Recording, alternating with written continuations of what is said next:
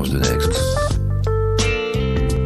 Le Next 40, comme vous ne l'avez jamais entendu, animé par Olivier Mathieu et Thomas Benzazon. Ils sont 40 entrepreneurs, 40 champions de la tech française. Comment sont-ils arrivés là? À quels enjeux font-ils face? Quels sont les ressorts qui les ont forgés? Je suis Thomas Benzazon, cofondateur du Brain Studio Feuille Blanche, et avec mon compère Olivier Mathieu, cofondateur de Price Minister et France Digital, nous vous plongeons dans l'univers de ces entrepreneurs d'exception et les coulisses du Next 40. Ils répondront à nos questions, à celles d'invités surprises, tout comme à nos partenaires que sont La Tribune, Madines, France Digital, La French Tech et Neuflis OBC. Vous en voulez plus? Abonnez-vous sur vos plateformes de podcast préférées. N'hésitez pas à nous laisser un commentaire, à nous donner les fameuses 5 étoiles pour ensemble exploser les algorithmes et faire rayonner les entrepreneurs. On lance l'année avec un tournage un peu particulier. On avait connu en 2020 les tournages à distance avec à minima un invité, Olivier ou moi, entre Paris, Marseille, les États-Unis ou la Bretagne. On avait eu le plaisir de tous se retrouver réunis autour des micros de 40 nuances de Next pour le tournage avec Jacques-Antoine Granjon. Et pour débuter cette année, c'est sans mon compère Olivier Mathieu que j'ouvre le bal du Next 40. Alors avant toute chose, je vous souhaite à tous une merveilleuse année, qu'elle vous ouvre le plus de portes possibles. 2021, c'est donc parti. Une année où avec Olivier, on aura le plaisir de vous faire vivre les expériences des entrepreneurs du Next 40. 2020 a été pour certains une année difficile, pour tous une année particulière. Alors en 2021, qu'est-ce qu'on fait? On recommence? Non, on recommerce. Et ce n'est pas mon invité qui nous dira le contraire, n'est-ce pas Pierre-Étienne? Oui, bonsoir Thomas, enchanté d'être ici. Pierre-Étienne, tu es donc le CEO de Recommerce. Oui, en fait, plus techniquement, je suis président de Recommerce depuis sa création et aussi un des 4 cofondateurs aux côtés de Benoît, Antoine et Cédric, à qui nous avons cofondé l'aventure il y a 4 ans. On va passer presque 2 heures ensemble. Tu vas nous parler de Recommerce, sa stratégie, ses débuts aussi, et puis sûrement les écueils par lesquels vous êtes passé, ce que vous projetez déjà. Et puis on va parler de toi si tu veux bien. Avec plaisir, ouais. Eh ben on démarre. Beach, oh mon beach. Beach, oh mon beach. Alors on parle de réemploi? Ouais, complètement. Ce qui n'était pas une évidence il y a 10 ans quand on a créé Recommerce, avec le souhait effectivement de créer une entreprise qui était une entreprise à mission, engagée. Clairement, c'était, je pense, la vocation de Benoît, mon associé, en fait, de lutter contre le gaspillage.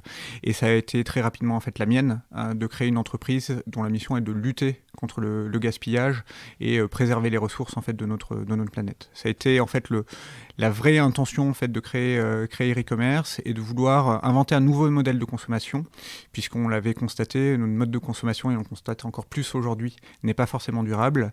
Et donc, on a essayé de s'attaquer à la problématique des smartphones pour encourager en fait à leur réemploi, puisqu'il y a 10 ans de ça, c'était que seuls 2% en fait des smartphones étaient quand même recyclés. Ça avait des conséquences économiques, sociales et environnementales très fortes, notamment en fait dans les pays en voie de développement. 2% à l'époque, pardon, aujourd'hui on en est à combien pour mesurer le chemin parcouru?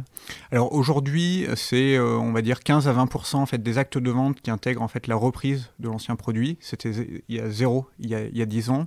Et donc comme on le voit un petit peu dans l'automobile, où aujourd'hui en fait quand j'achète une nouvelle voiture, c'est à peu près le sens que je revende en fait l'ancienne voiture. C'est un acte qui est maintenant en fait vraiment systématisé.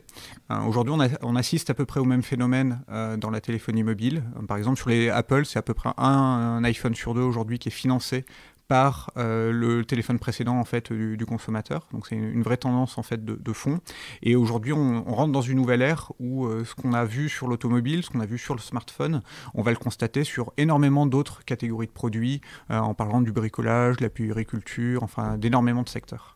Alors, on va présenter Recommerce avec Olivier Mathieu, parce que même si je suis seul avec toi, il est toujours parmi nous et il nous proposait en quelques mots et quelques chiffres de nous présenter Recommerce. On l'écoute. Bonjour Thomas. D'habitude, je commence toujours ce podcast en disant à quel point je suis ravi d'interviewer un nouvel entrepreneur du Next 40 à tes côtés. Il est à l'aéroport. Cette fois-là, je ne suis ni en studio ni à distance avec vous, donc j'ai enregistré ce petit message. Tout d'abord, pour souhaiter une très bonne année à tous nos auditeurs du Next 40 et merci beaucoup pour votre fidélité. Une bonne année évidemment à toute l'équipe du podcast 40 nuances de Next et à nos partenaires, que tu ne manqueras pas de citer, ainsi qu'à notre invité, Pierre-Étienne, de Recommerce. Alors je me suis permis quand même, pour jouer le rôle que j'avais pris fin 2020, de présenter un petit peu la start-up, on pourrait dire la scale-up Recommerce. Je rappelle donc qu'elle a été créée en 2009. Elle a collecté ou racheté entre 3 et 4 millions de téléphones depuis 11 ans. Des téléphones qui sont rachetés à la Côte de l'Argus d'occasion, puis ensuite reconditionnés dans plus de 24 pays, auprès de 7000 boutiques d'opérateurs de téléphone.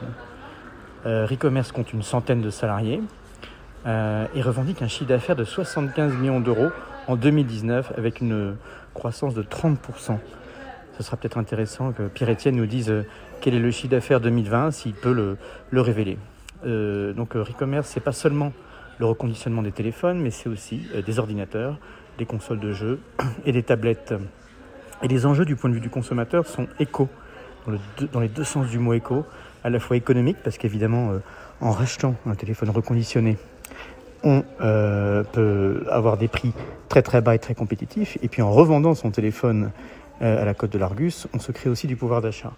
Et c'est également un enjeu éco au sens écologique, parce qu'évidemment, par le reconditionnement, on évite beaucoup de consommation de matières premières et on a un bilan carbone beaucoup plus favorable. Voilà ce que je pouvais dire sur e-commerce et je vous souhaite un très bon podcast 40 nuances de Next à tous les deux. Alors moi, du coup, j'ai tout compris. Est-ce que tu souhaiterais ajouter quelque chose, Pierre-Étienne ? Non, c'est très clair. Et la principale difficulté à laquelle on s'est heurté en 2009, c'est qu'effectivement, à l'époque, les consommateurs n'avaient pas du tout de perception de la valeur de leur téléphone, puisqu'à l'époque, ça coûtait 1 euro chez son opérateur. Et donc, notre difficulté, c'est de savoir comment on peut aller chercher ces téléphones dans les poches des consommateurs. Il faut savoir, aujourd'hui, il y en a encore 113 millions à peu près en France, ce qui est quand même à peu près 4 à 5 en fait, par foyer en France. Et c'est pour ça qu'on s'est tourné en fait, vers les opérateurs. C'est-à-dire qu'il y en a presque 2 par personne ? Ouais, quasiment, ouais.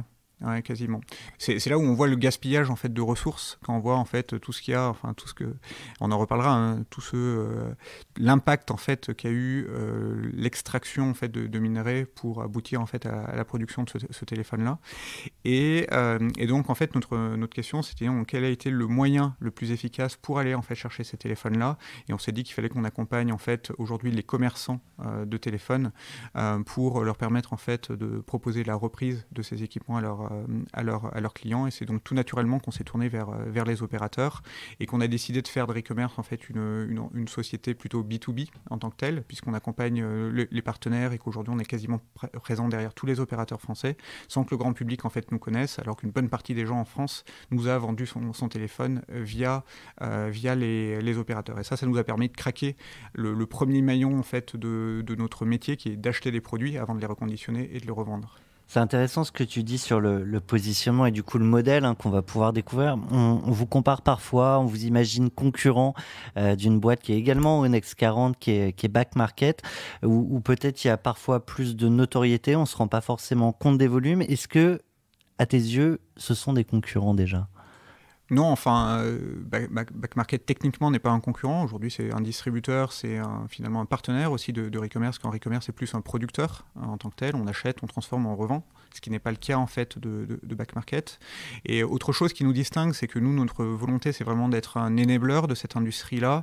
Et on croit beaucoup dans le fait qu'il faut aider les commerçants actuels. Alors, on parle beaucoup du smartphone, mais même sur d'autres catégories de produits, à devenir en fait ce qu'on appelle des recommerçants et être eux-mêmes en capacité d'acheter, de transformer et de revendre.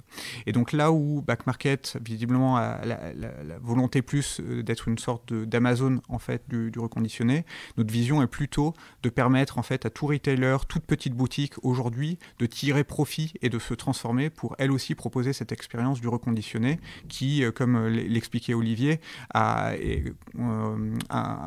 permet en fait un gain pour la planète, mais aussi clairement pour le consommateur et aussi pour le retailer, parce que ça lui permet de faire des ventes additionnelles, d'avoir une proposition de valeur en fait différenciante à son consommateur. Et donc c'est là où nous on a un positionnement différent. Et alors du coup c'est intéressant parce qu'il y a sûrement aussi des freins, j'imagine, en tout cas j'en perçois un qui vous est peut-être parfois mis en face, c'est cette idée que si je propose à mes consommateurs des produits reconditionnés, ils vont peut-être pas aller chercher des produits neufs, que je pourrais également leur vendre et sur lequel je fais peut-être plus de marge. Donc comment on convainc ces retailers justement de participer à ce réemploi? Alors en fait, le premier obstacle en fait des retailers quand ils voient le reconditionné ou même des marques, ils vont penser en fait que c'est un marché qui va cannibaliser leur marché naturel.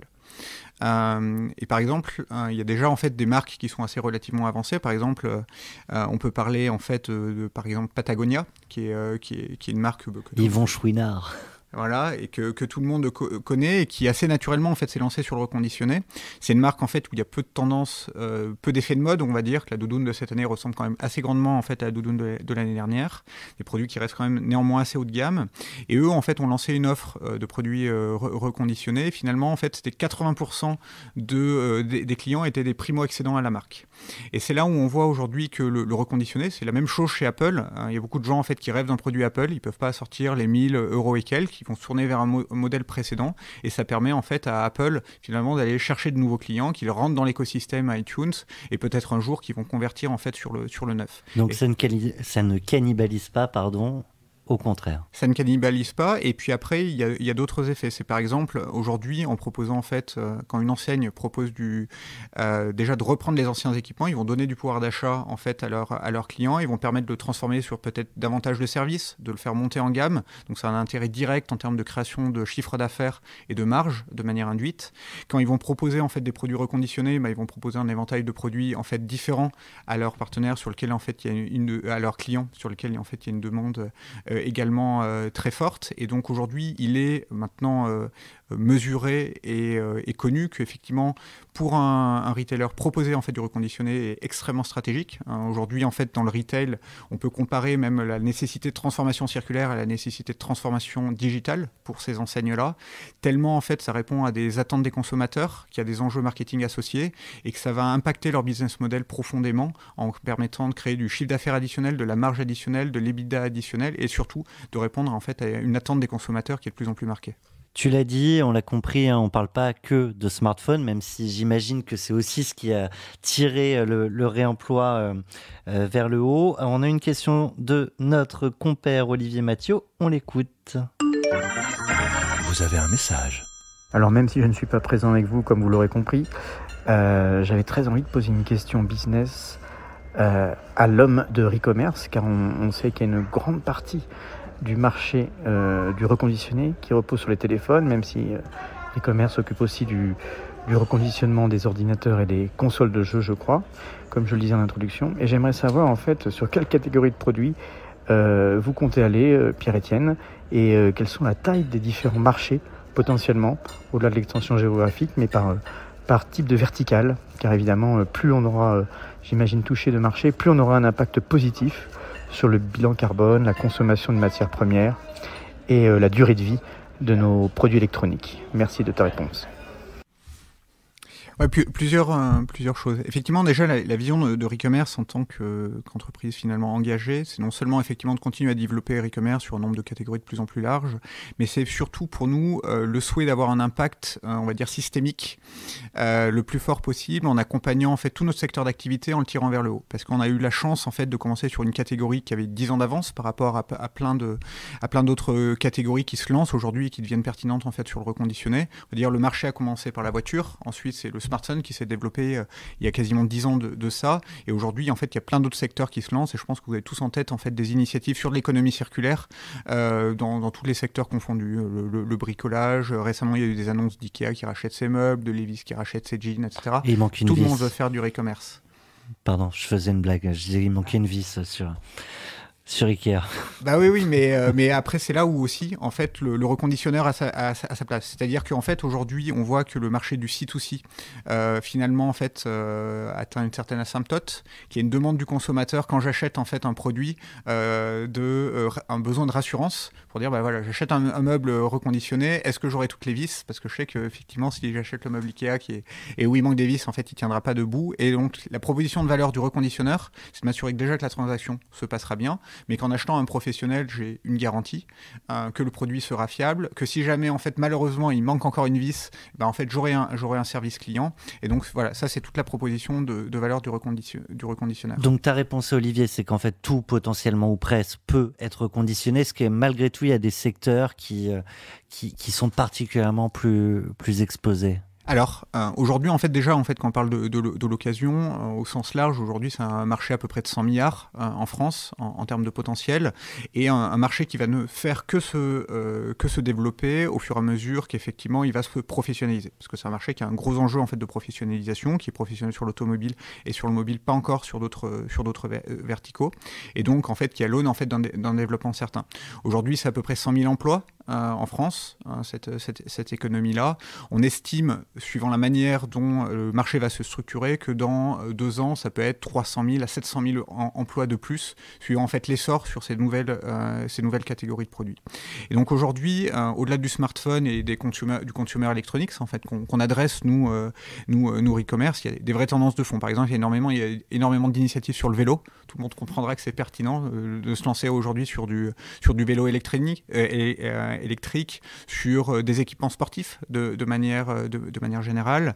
Ça, vous y allez pas? Non, on n'y va pas. Et vous voulez pas y aller? Alors, en fait, on peut pas tout faire parce qu'effectivement, aujourd'hui, c'est un métier qui est assez exigeant. Ça nécessite de développer une expertise commerciale et industrielle par catégorie de produits.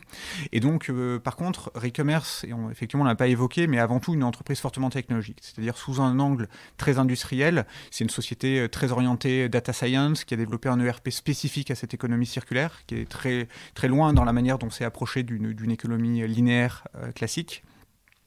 Et donc, aujourd'hui, on est sollicité et on propose nos technologies à ces acteurs industriels qui veulent se lancer sur d'autres catégories. Et dans ce cas-là, on propose nos technologies sous forme de licence. On les accompagne d'un point de vue expertise et ça leur permet eux-mêmes de faire ce métier de j'achète, je transforme et je revends, tout en utilisant en fait les bonnes pratiques et l'IT et la plateforme technologique que Recommerce a développé depuis 10 ans. Et c'est comme ça en fait qu'aujourd'hui, on compte sur ce marché avoir en fait un impact maximisé, c'est-à-dire sur les catégories qu'on maîtrise en allant toujours plus loin parce que finalement on est aujourd'hui qu'au début de l'histoire, et après sur d'autres verticaux, aider des gens en fait à le faire naturellement. Et aujourd'hui, on est en contact avec une grande partie en fait des marques ou des grands distributeurs qui cherchent justement à progresser en fait dans ces secteurs-là. Et puis après, il y a une autre catégorie, c'est aujourd'hui en fait tout ce qui est le marché du textile, qui a aussi des gros enjeux d'économie circulaire. Là-dessus, c'est une problématique de fond. Enfin, on est tous conscients en fait des dégâts environnementaux, notamment que font tout ce qui est la fast fashion, etc., avec des produits qui sont difficilement en plus recyclables. Ça, c'est des marchés que nous, aujourd'hui, en fait, on n'adresse pas forcément. Nous, on est plutôt aujourd'hui, on va dire, sur les équipements à forte valeur résiduelle, donc des choses qui sont plutôt haut de gamme, qui auront encore une valeur demain, qui sont réparables. Et nous-mêmes, en fait, on milite de manière générale pour que demain, les produits soient de plus en plus réparables, pour qu'il y ait de plus en plus d'éco-conception, etc., ce qui est encore trop rare dans le textile.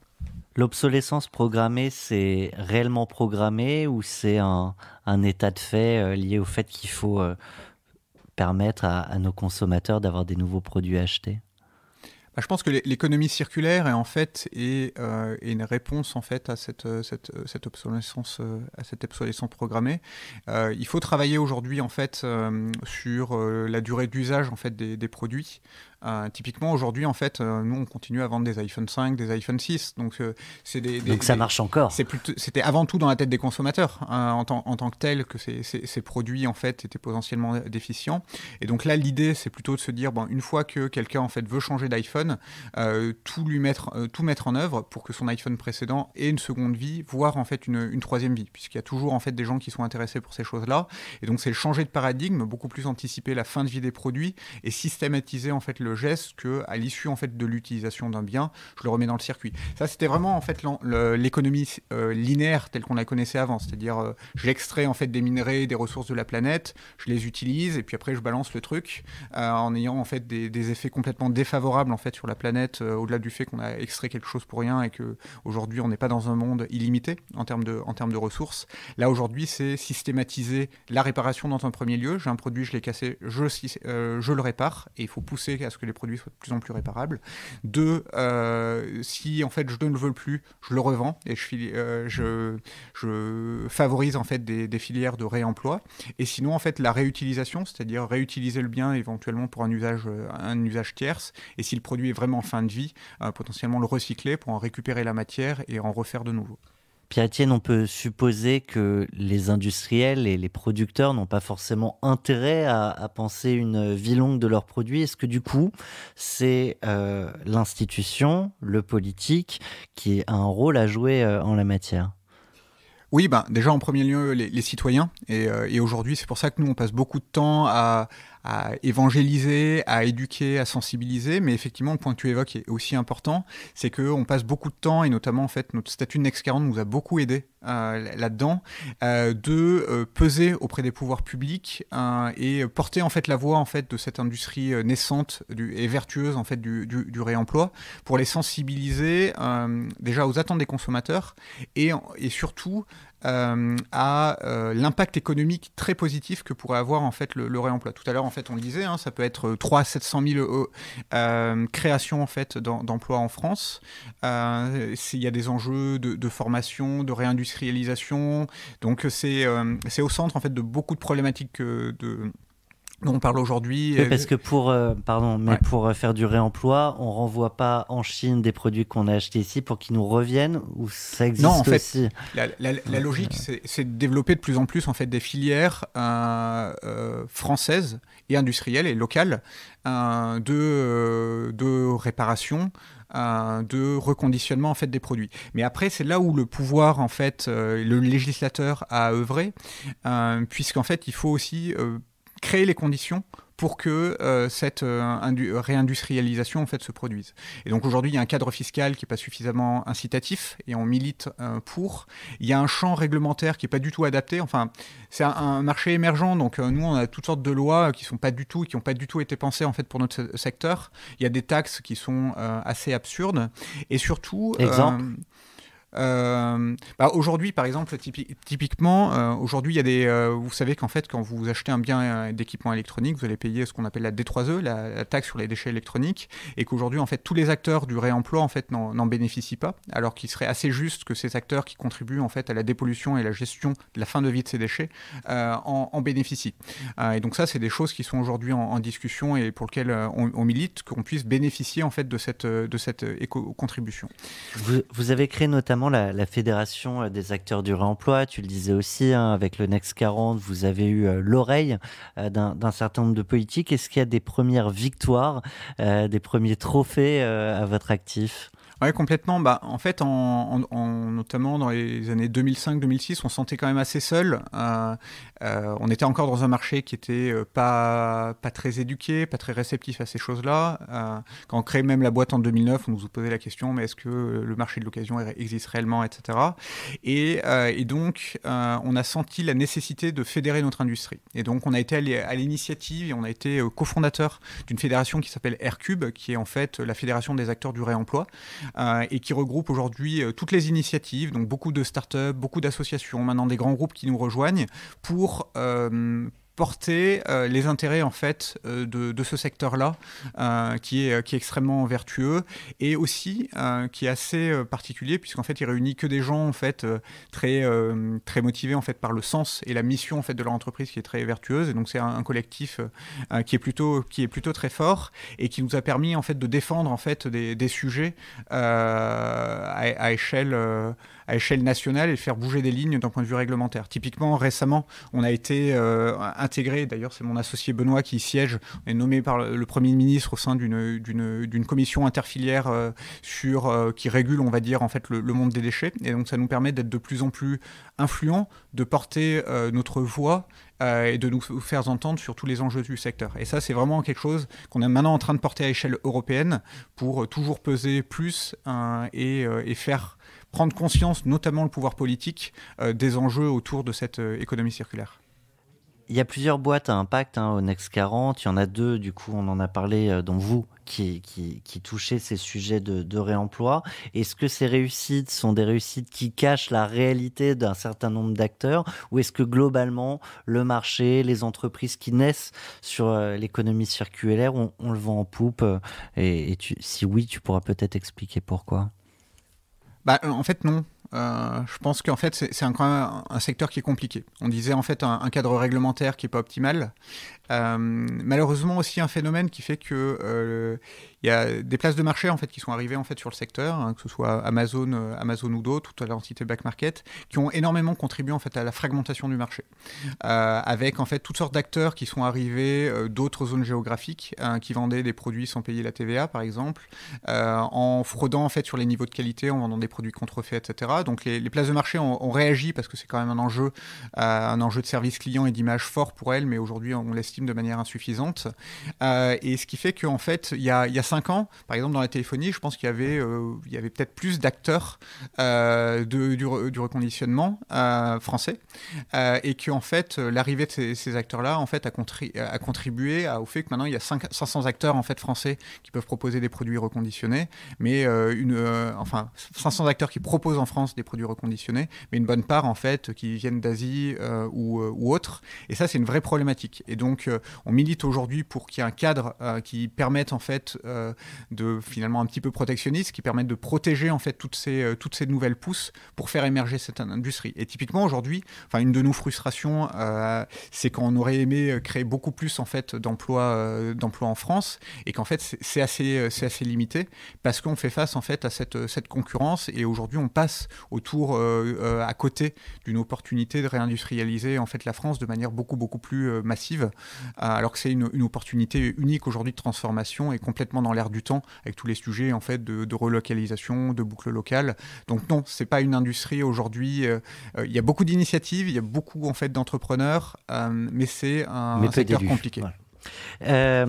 T'évoquais les places de marché. On a une question de Anne Taffin, qui est journaliste chez Madines. On l'écoute. Vous avez un message. Bonjour, ma question est la suivante. Amazon a lancé un service de reprise de smartphones en juillet dernier, en partenariat avec vous. Comment s'est initiée cette collaboration et comment travaille-t-on avec un géant du web à la fois très utilisé mais aussi très critiqué ?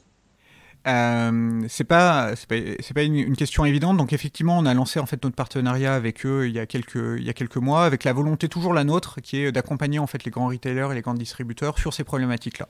Et donc on s'est dit, nous aussi contribuons à aider Amazon à être un acteur plus vertueux, en tout cas qui est décrié en fait sur bonne part de choses.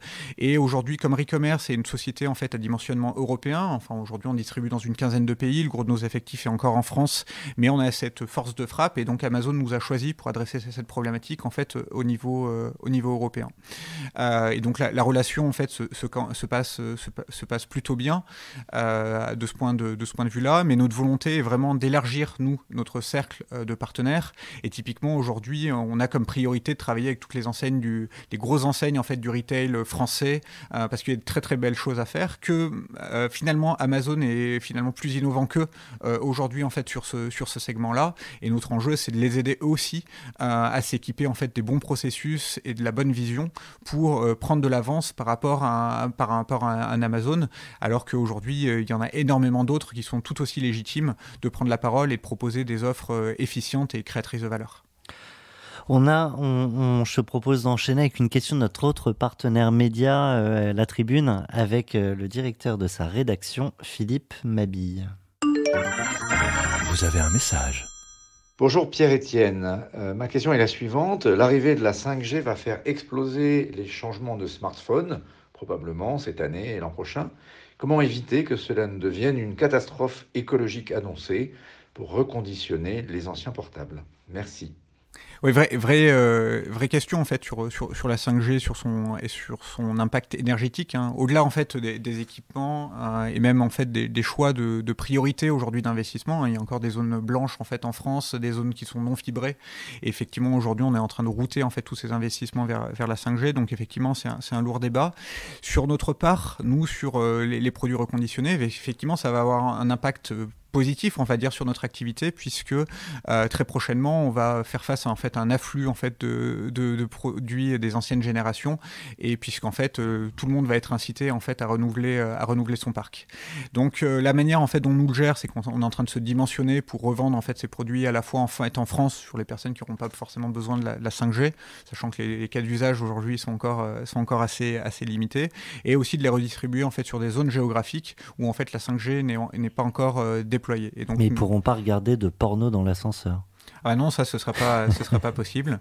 Mais effectivement, aujourd'hui, c'est la vraie question en fait de l'utilité de la 5G en tant que telle. Et donc en fait, on se prépare quoi qu'il arrive, nous, effectivement, à un changement des équipements de manière massive.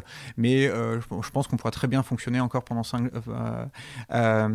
5G encore quelques années. Et après, tous les pays ne sont pas aussi en avance, on va dire, que la France sur ces choses-là. Et donc à nous de travailler des débouchés en fait dans d'autres géographies. Et ce qui explique aujourd'hui que Recommerce est aussi fortement international, parce que de tout temps, à une époque, on avait beaucoup de BlackBerry, alors qu'en fait, en France, la demande était beaucoup plus faible. Il fallait trouver des pays dans lesquels la demande était plus forte. Et c'est en ça que Recommerce, aujourd'hui, est extrêmement diversifié sur ses canaux de vente, de par leur typologie et de par les zones de géographie, parce qu'on a toujours ces problématiques de se dire...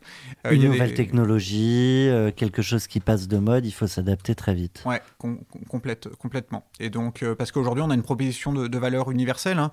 Vous ramenez, en fait, encore votre BlackBerry, on le valorise peut-être plus, mais en fait, il y a des chances en fait qu'on le rachète. Et à nous, après, d'avoir l'expertise pour la remettre en marché au bon endroit, sachant qu'effectivement, chaque marché a son niveau de maturité, la demande des consommateurs, et qu'il y a beaucoup aujourd'hui de produits qui ne trouvent plus preneur en France, d'où la nécessité de trouver les bonnes zones géographiques, qui sont souvent en fait en Europe, mais qui vont permettre en fait de donner une seconde vie aux produits. Je vois le temps qui file, on a des tonnes et des tonnes de questions. Je te propose celle-là. Vous avez un message. Bonjour Pierre-Étienne, c'est Florent. Tout d'abord, bravo de participer à cet exercice car je sais combien tu apprécies les interviews médiatiques. J'aimerais savoir si on revenait sur ces 12 dernières années qui t'ont amené à fonder et faire grandir e-commerce, qu'est-ce que tu changerais? Et ma deuxième question, comme je ne t'ai jamais vu boire une goutte d'alcool, quel objectif peut-on se fixer et à son atteinte, on se prendra une coupe de champagne. À bientôt. Effectivement, tu buvais de l'eau pendant la question. Effectivement, donc, déjà, merci à Florent pour sa question. Donc Florent, effectivement, qui est un de nos actionnaires actuels et qui représente effectivement le fonds Créadev, qui a investi en fait chez Recommerce il y a de ça 2 ans, et qui est en fait le family office en fait de la famille Mullier, on va dire au sens large, et qui nous accompagne dans notre stratégie de développement en fait depuis 2 ans. Donc en fait, ce que je changerais en fait dans la stratégie de Recommerce, potentiellement beaucoup de choses en fait. Je pense qu'on aurait pu aller encore plus vite en tant que tel, tellement en fait il y avait d'opportunités dans ce secteur-là, et on Réponse facile. Et on aurait pu peut-être accélérer en fait un peu plus sur, je pense, l'internationalisation, et peut-être un petit peu plus tôt, sans doute de manière un petit peu plus vite, parce qu'en fait aujourd'hui on voit que c'est des marchés sur lesquels en fait il y a de fortes appétences, et que la manière dont on s'y est pris dans un premier temps n'a pas toujours été complètement la bonne. On n'a pas forcément choisi les bonnes zones géographiques, et je pense qu'on a perdu beaucoup de temps en fait dans notre go-to-market européen. Sur quoi tu t'es planté, vous? Quand en fait on a fait un développement européen en fait qui était assez opportuniste, c'est-à-dire dès qu'il y avait un opérateur qui souhaitait travailler avec nous, on arrivait, et on s'est lancé en fait sur des zones géographiques où la valeur moyenne des terminaux était extrêmement faible. On s'est lancé en fait en Espagne, la valeur moyenne des produits qu'on rachetait était de 15 €, et donc en fait on n'arrivait pas à trouver de marché secondaire. Et donc pourtant c'est les mêmes produits qu'ici. Alors c'est les mêmes produits qu'ici, mais en fait la valeur moyenne en fait des produits vendus en Espagne est considérablement plus basse qu'en France, et donc nécessairement en fait le marché secondaire est aussi beaucoup plus bas. Donc il vaut mieux les acheter en Espagne et les revendre en France. Donc il vaut mieux alors. En fait, c'est surtout que, par exemple, en fait, en Espagne, quand c'est lancé, la part de marché d'Apple était de moins de 5%. Parce que les gens en fait achetaient des Nokia, etc. Et donc suivant en fait les pays européens, il faut vraiment anticiper qu'est-ce qui est vendu en fait dans le pays. Et là, il se trouve qu'en fait les produits étaient très entrée de gamme, et quand un produit est très entrée de gamme, généralement il a une valeur résiduelle plus faible, et donc il a moins de chances en fait d'avoir une seconde ou une troisième vie. L'objectif que tu te fixes pour aller trinquer au champagne avec Florent? Je sais pas, chez la réponse qu'attend Florent.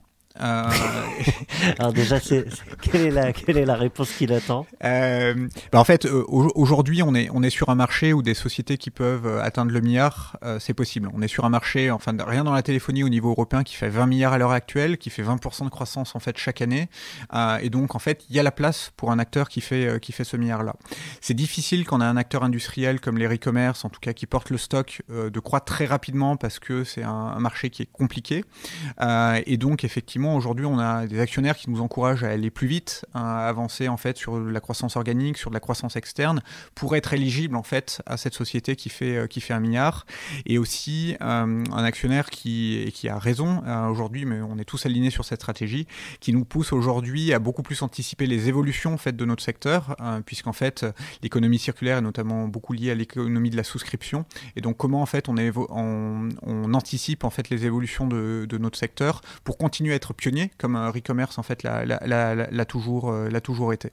Et donc aujourd'hui effectivement l'enjeu pour nous ce serait assez rapidement en fait de franchir la barre des 200 millions. Ce serait très bien. La barre des 100 millions en fait on va la franchir et on est déjà en fait sur un rythme. Typiquement en fait en décembre on a fait plus de 10 millions de chiffres sur le mois et on est dans une bonne dynamique à dépasser durablement les 100 millions. Mais c'est atteindre en fait le plus rapidement les 200 millions en accélérant sur une acquisition d'ampleur à l'échelle européenne. Je pense que là-dessus en fait effectivement on pourrait trinquer. Il y a beaucoup d'acteurs potentiels ou quand tu dis ça, il y en a qu'un et tout le monde sait de qui on parle? Non, là-dessus, en fait, on est sur des marchés en fait, où il y a peu d'acteurs européens. Pour l'instant, on va plutôt avoir en fait, des champions nationaux. Il y a peu de marchés sur lesquels on a assisté au développement en fait, d'acteurs européens comme les e-commerce. Et donc, nous, aujourd'hui, en fait, on discute avec des champions nationaux pour essayer de voir en fait, ce qu'on peut faire ensemble dans l'optique, effectivement, de faire e-commerce un acteur multilocal européen, c'est-à-dire très fort numéro 1 dans de nombreux pays européens, avant, effectivement, de devenir un producteur leader au niveau européen. Tu en as déjà parlé tout à l'heure, Benoît Varin, donc un de tes associés, il a également une question pour toi. Vous avez un message. Oui, bonjour à tous et à toutes. Je suis Benoît Varin, associé de Pierre-Etienne et puis ami et camarade de promotion de Pierre-Etienne depuis maintenant plus de 17 ans. Et effectivement, dans cette magnifique émission, podcast des 40 nuances de Next, je suis ravi de pouvoir enfin poser une question à Pierre-Etienne qui me tarde de lui poser après toutes ces aventures passées ensemble. Je voulais lui demander, Pierre-Etienne, avec tout ce qu'on a vécu, nos engagements, la volonté de changer le monde, avec notre vision qu'on avait de devoir faire la révolution du commerce, la révolution pour un mode de consommation plus responsable. C'était notre ambition, ça reste ma vision. Je voulais savoir, avec toutes ces aventures passées là, depuis 16 ans ensemble, et puis depuis même 11 ans maintenant avec Recommerce, avec des aventures financières, des aventures sociales, organisationnelles, managériales. Je voulais savoir pour toi, Pierre-Etienne, qu'est-ce que c'était d'être un entrepreneur militant et est-ce que tu te sentais encore maintenant avec toute cette responsabilité de gérer une société de plus de 70 millions, voire sur une tendance de plus de 120 millions d'euros de chiffre d'affaires avec une équipe de plus de 100 personnes en direct à gérer et plus de 300 sous-traitants à gérer. Avec toute cette responsabilité, Pierre-Etienne, pour toi, c'est quoi un entrepreneur militant? Merci à vous tous. Et à vous toutes. Merci Benoît pour la question. Je pense que Benoît n'avait pas osé me poser la question depuis la semaine dernière à peu près, et que je l'entends depuis chaque semaine.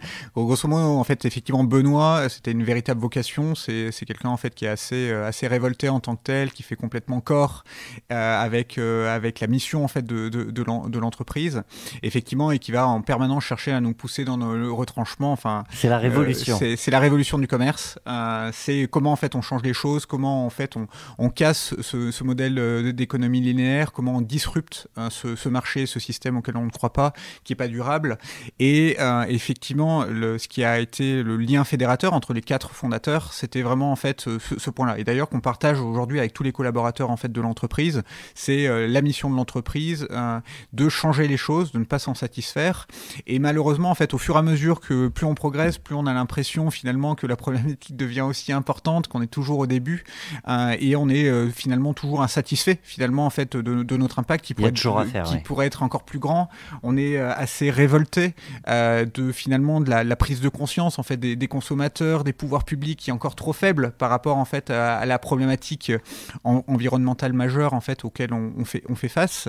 Et donc il y a en permanence ce souhait effectivement de garder ce côté révolté, mais ça Benoît en fait nous le rappelle toutes les semaines et de continuer effectivement à faire bouger les lignes comme on le fait. Après effectivement Recommerce est une structure de plus en plus grosse, on a des responsabilités de plus en plus fortes, on est aujourd'hui en fait on doit s'inscrire en fait dans un rationnel financier fort, on est dans un marché qui est compliqué par ailleurs effectivement, donc c'est trouver effectivement le bon trade-off entre les deux, et aujourd'hui on peut pas parfois aller au bout de nos idéaux. Typiquement par exemple sur le fait par exemple de localiser l'ensemble de nos activités industrielles de A à Z en France. Aujourd'hui déjà sur certains trucs il n'y a pas le savoir-faire et donc des fois on va faire appel en fait à des prestations dans d'autres pays où le savoir-faire en fait existe aujourd'hui parce qu'il n'a pas eu la possibilité de se développer en France, alors qu'on est convaincu qu'on pourrait relocaliser l'économie autour de ça. Et c'est pour ça qu'en fait on milite à tout niveau et au niveau des fédérations, au niveau du gouvernement, etc. pour porter cette voix, éduquer, éveiller les consciences et pour qu'on continue à aller en fait vers cette économie plus vertueuse et qu'on en tire en fait tous les bénéfices possibles, à la fois d'un point de vue sociétal, d'un point de vue économique, mais surtout d'un point de vue environnemental. Une révolution, ça se finance. Oui, en partie, mais aussi en fait au-delà en fait de l'aspect économique, je pense que ça s'éduque et aujourd'hui il y a un gros enjeu en fait d'éducation, d'expliquer à tout notre écosystème quels sont en fait les enjeux, voilà et aujourd'hui on assiste à cette prise de conscience. L'objectif c'est d'aller beaucoup plus loin. C'est aussi pour nous en fait de nous placer au centre de cet écosystème-là, d'aider les entrepreneurs, de les aiguiller, notamment enfin tous ces entrepreneurs-là à impact pour faire naître en France un vrai écosystème d'entrepreneurs militants et trouver des gens en fait qui prennent aussi notre relais ou notre roue quand on peut le faire. Il y a deux choses sur lesquelles je vais rebondir par rapport aux propos de Benoît. C'est la question de la posture avec la croissance de l'entrepreneur. Est-ce qu'elle change? Est-ce qu'on est un peu moins militant ou est-ce qu'on est un peu plus focus sur des sujets qu'on n'avait peut-être pas envie de gérer, mais il faut bien les gérer parce qu'on veut aussi faire grandir cette boîte? Je pense qu'en fait, nos postures, Benoît et moi, n'ont pas trop évolué en fait dans le temps parce que Benoît, en fait, c'est l'éternel révolutionnaire et puis moi, effectivement, je suis beaucoup plus dans la rationalisation, dans la structuration. Et donc, en fait, l'entreprise a toujours trouvé un certain juste milieu entre nos deux profils. Et faisant que Benoît n'avait pas forcément besoin de s'agir. De mon côté, effectivement, j'ai jamais revendiqué de toute façon un caractère révolutionnaire en tant que tel, même si je suis convaincu en fait de notre démarche là.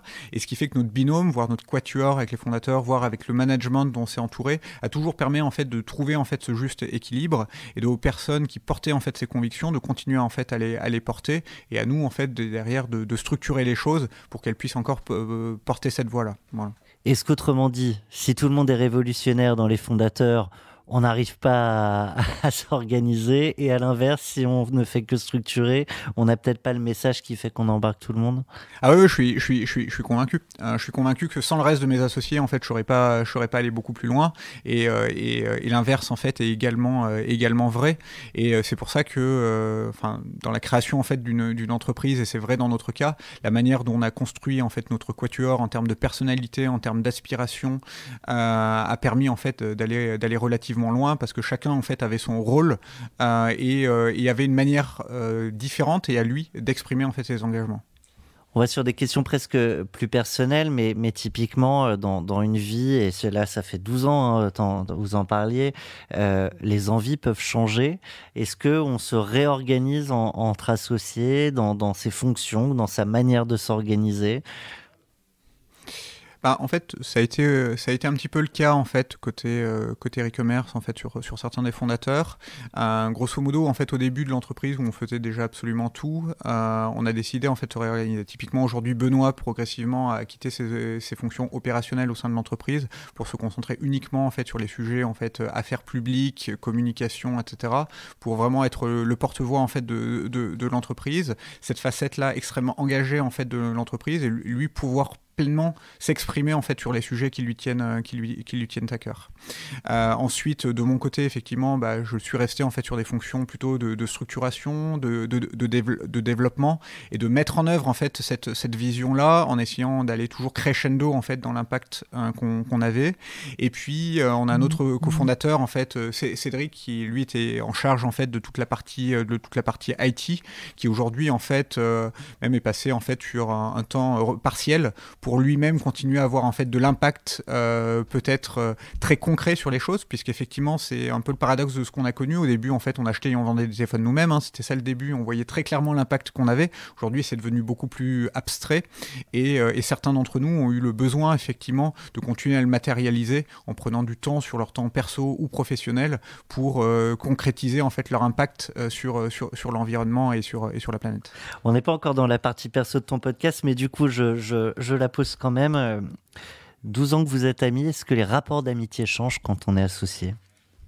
En fait, donc Benoît a dit que j'étais son ami. Je ne nous ai jamais vraiment défini comme tel en tant que tel, parce qu'à l'époque, en fait, on s'était rencontrés, on avait construit un peu l'équipe en fonction des compétences. Voilà, et chacun en fait avait ses compétences. On a construit une équipe de manière vraiment très avec une vision pour la boîte, très rationnelle. Ouais. On s'est dit voilà, il nous faut un profil comme ça, il nous faut un profil comme ça, il nous faut un profil comme ça.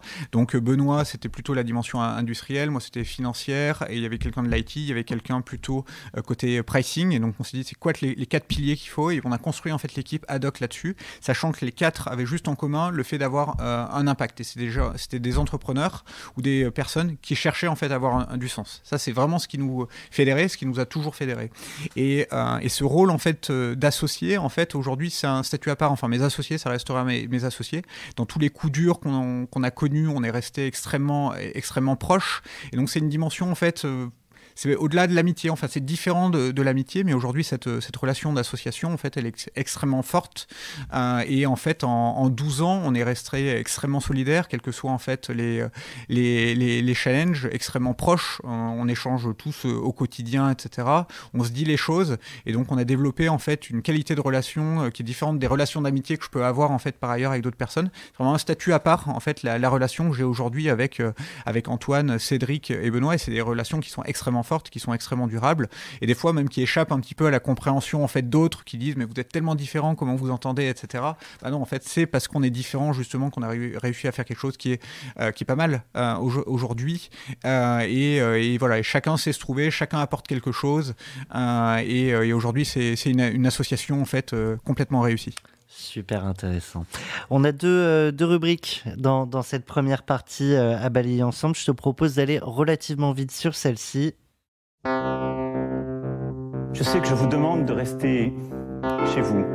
Je vous demande aussi de garder le calme. Il est venu tourner le jingle dans les studios. Je pense que c'est important dans les moments que nous vivons.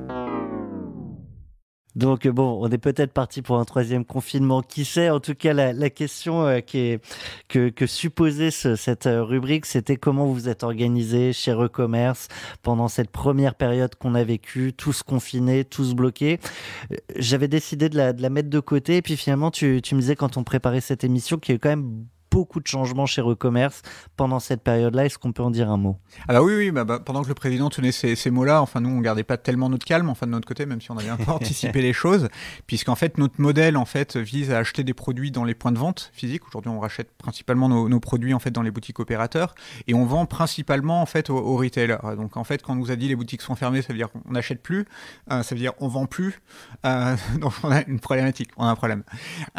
Et donc là en fait on a réuni les équipes, on a dit on a un problème. Et franchement, en fait, donc on était début mars, et on leur a dit fin juin, il y a un énorme mur.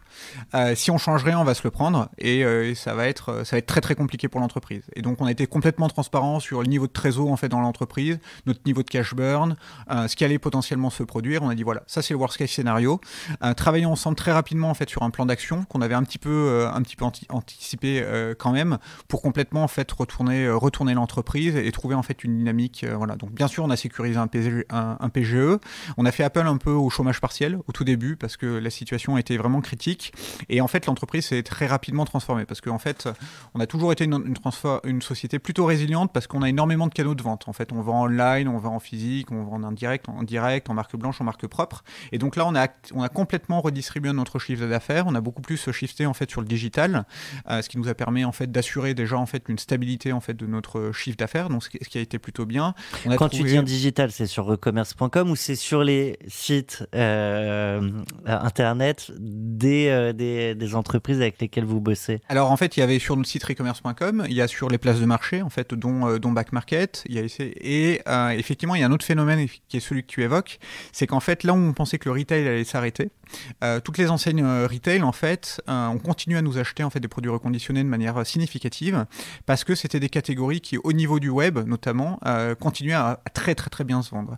Et donc c'est là où il y a eu un double effet. D'abord, enfin nous qui nous sommes reconfigurés, et puis en fait le confinement et la crise actuelle en fait ont été un vrai accélérateur en fait pour ce marché-là, puisqu'en fait les consommateurs sont de plus en plus sensibilisés à l'aspect écologique et cherchaient aussi des bons plans en fait pour s'équiper, notamment en fait dans un contexte en fait de télétravail.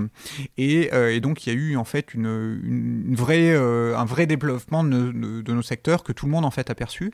Et c'est comme ça que Recommerce effectivement a connu un premier quarter difficile. Le deuxième, on repassait sur notre historique, et le troisième quarter, on a fait 60% de croissance par rapport en fait à l'année dernière. Voilà. Donc ça a été en fait un retournement en fait compliqué, qu'on avait quand même un petit peu anticipé, mais ça a été une année qui n'était pas du tout de tout repos, et on a la chance de faire partie des entreprises qui s'en sortent bien et structurellement bien, puisque notre secteur économique a pris de l'avance.